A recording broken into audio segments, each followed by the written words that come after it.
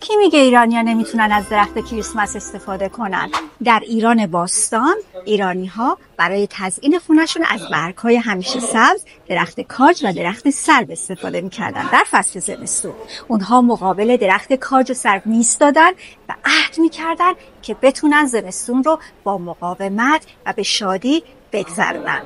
چرا توی کریسمس درخت کاج رو تزیین میکنن؟ تو این ویدیو میخوام درباره فلسفه درخت کاج با شما صحبت کنم. به نیلی شو خوش اومدین.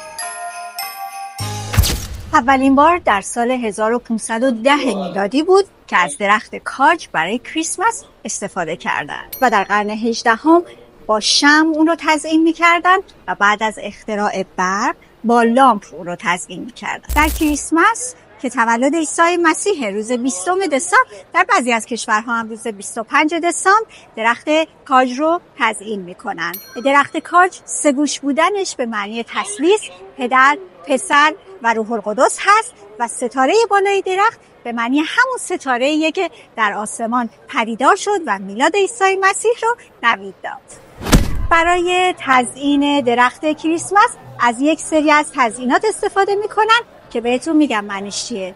عصاهای خوشگل و رنگی، اونها به معنی اینه که چوپانان وقتی ستاره رو در آسمان دیدن اون ستاره رو دنبال کردن و به محل تولد عیسی مسیح رسیدن.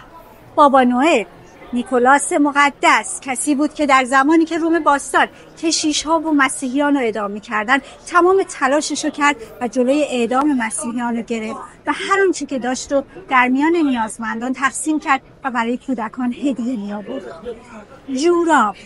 جوراب‌ها رو حتما دیدین که کنار شومینه آویزون می‌کنن.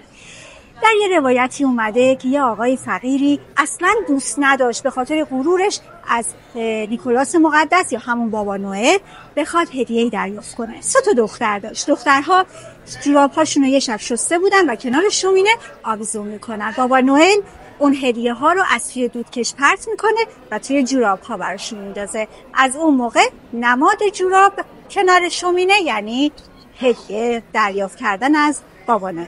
همونطور که گفتم در ایران باستان هم از درخت کاج و سرو برای تزیین خونه در زمستان استفاده میشد به معنای مقاومت و زندگی. کی گفته شما نمیتونید استفاده کنید؟ هیچ چیزی مانع از شادی شما نیست. از هر کشوری، از هر قومی، هر چیزی که باعث شادی شما میشه میتونید استفاده کنید و شادی حق شماست.